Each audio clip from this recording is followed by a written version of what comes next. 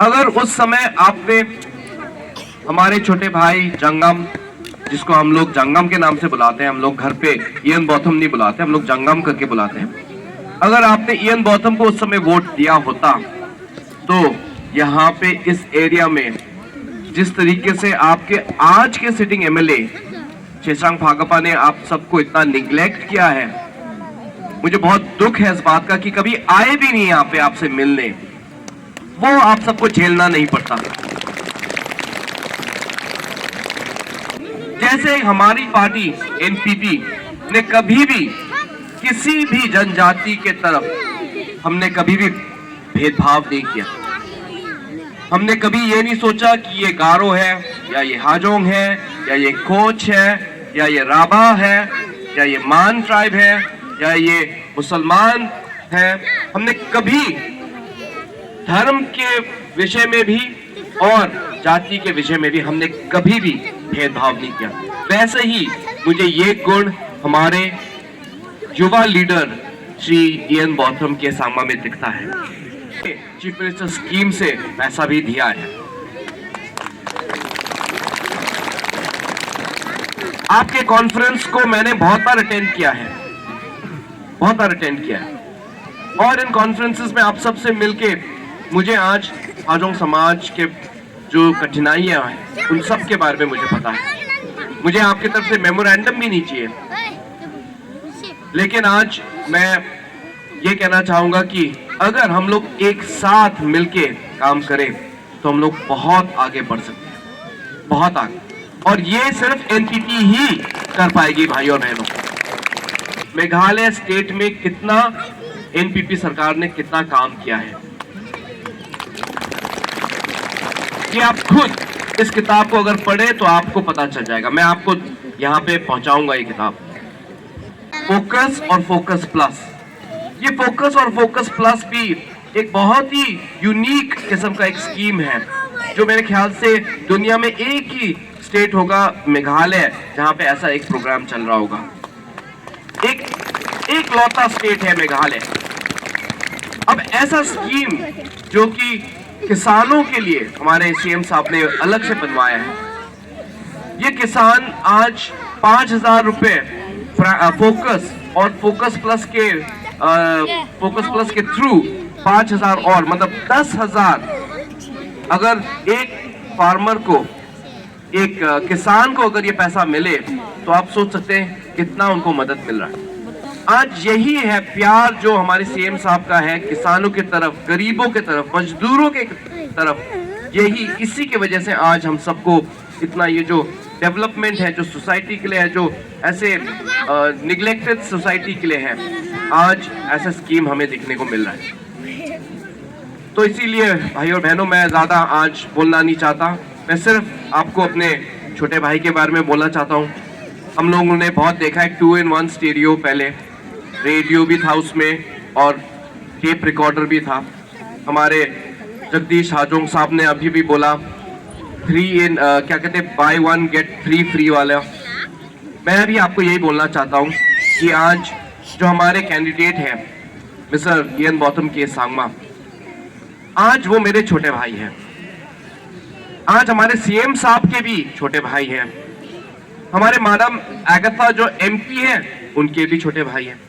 तो अब से सोचिए, आज 3-in-1 करके आपको मिल रहा है कि एक आदमी में, एक एमएलए में, जो एमएलए के होने के नाते भी आप सब के लिए डेवलपमेंट जो लेके आ पाएंगे खुद अपने कैपेसिटी से, एमएलए होने के नाते, क्योंकि एजुकेटेड है, बहुत ही इंटेलिजेंट है। ऐसे एमएलए को अब अगर आप देखें, एमपी को भी आप उनके थ्रू आप काम करवा पाएंगे। आप सीएम साहब के थ्रू, आप इनके थ्रू सीएम साहब से भी काम कर पाएंगे और इनके थ्रू आप मेरे से भी काम करवा पाएंगे। ऐसा सुविधा, ऐसा एडवांटेज और किसी के पास नहीं है भाई और बहनों, और किसी के पास नहीं है। क्योंकि अगर कल को जंगम, जो मेरा छोटा भाई है, अगर मेरे से उनको मिलना है, दूसरे एमएलए अपॉइंटमेंट लेके आते हैं कि सर आपके पास टाइम है, मैं आपसे मिलना चाहता था 5 मिनट के लिए, कितने बजे आऊं? दूसरा कोई मंत्री है हमसे अपॉइंटमेंट, या एमएलए है हमसे अपॉइंटमेंट लेके हमसे मिलने आते हैं। सीएम साहब से भी अपॉइंटमेंट लेके मिलते हैं। लेकिन आज जंगाम को अपॉइंटमेंट लेने की कोई जरूरत नहीं है, ना तो मेयर से, ना तो सीएम साहब से, ना तो हमारे मैडम आगाथा से। तो आप सोच सकते हैं कि जो डेवलपमेंट आपको चाहिए इस क्षेत्र में कितनी जल्दी होगा, कितनी जल्दी। क्योंकि अक्सर टाइम क्यों खराब होता है, क्योंकि कोई एमएलए अगर उनको कुछ, जैसे यहाँ पे अगर मैं हेल्थ मिनिस्टर हूँ तो अगर मेरे थ्रू उनको एक कम्युनिटी, क्या कहते हैं, कम्युनिटी हेल्थ सेंटर चाहिए या प्राइमरी हेल्थ सेंटर चाहिए अपग्रेडेशन, तो मिलने में ही इतना टाइम निकल जाता है, स्कीम बनते बनते तो साल भर निकल जाता है। इसलिए आज अगर जल्दी आपको डेवलपमेंट चाहिए तो ऐसा जो सुविधा आपको उनको एमएलए बनाने में मिलेगा वो किसी और एमएलए के साथ आपको नहीं मिलेगा। और दूसरी बात यह है कि आज एनपीपी सरकार बनाने जा रही है और एनपीपी के टिकट पे खड़े हो रहे हैं, जैसे कि एम्परिन लिंगडो, ये तो शॉर्ट जीतेंगी। जैसे कि मोहिंद्रो रपसांग, वो भी शॉर्ट जीतेंगे। जैसे कि किम्पा मारबानियांग, जैसे कि हेमलेट डोलिंग जो अभी मंत्री है, जैसे कि जेसन माउलोंग, जैसे कि समलिन मालनियांग, ये सारे जो सिटिंग एमएलएज हैं, मैं आपको पूरी विश्वास से बता सकता हूँ कि सब जीतेंगे। तो आप देख सकते हैं कि खासी हिल्स और जयंती हिल्स में इतना हमारे पक्ष में इतना वेव, इतना सपोर्ट जो आ रहा है वो कभी किसी पार्टी को नहीं मिला है, कांग्रेस को भी नहीं मिला है, आज एनपीपी को मिल रहा है।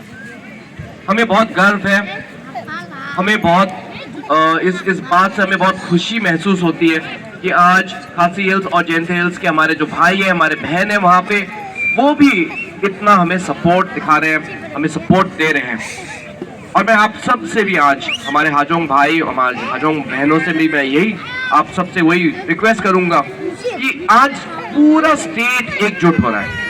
पूरा स्टेट में आज खासी हो, चाहे जयंतिया हो, चाहे कोच हो, राबा हो, हाजोंग हो, सब लोग एक साथ होके सपोर्ट कर रहे हैं आज एक बहुत ही खुशी का दिन है एनपीपी के लिए और हमारे स्टेट के लिए।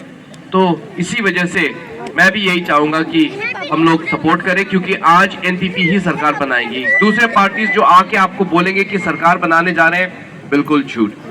आज टीएमसी अगर कहता है कि सरकार बनाएगी, कैसे? टीएमसी के तो एक भी एमएलए है ही नहीं अभी। जो भी एमएलए हैं वो तो सब क्या कहते हैं, उधार के तौर पे आज कांग्रेस से आके उन्होंने टीएमसी में ज्वाइन किया। कोई ओरिजिनल टीएमसी नहीं है यहाँ पे, कोई इलेक्शन लड़के ही कोई ओरिजिनल एमएलए बनता है। आज वो सब कांग्रेस से निकले हैं और कांग्रेस के पिछले चुनाव में इतने हम लोगों ने बहुत ही लड़ के, उस समय हमें 19 सीटें आई, हमारी कांग्रेस के 21 सीटें आई पिछले चुनाव में 2018 में। टीएमसी आज इसी 21 सीटों में से कम होते होते 19 हो गए उनके। अब उन 2 बाई इलेक्शन में 19 हो गए उनके।